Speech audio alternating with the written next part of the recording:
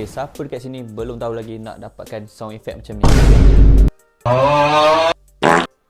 Kalau yang mana tak tahu, okay, jom aku share. Jom. Okay, korang type je myeastern.com.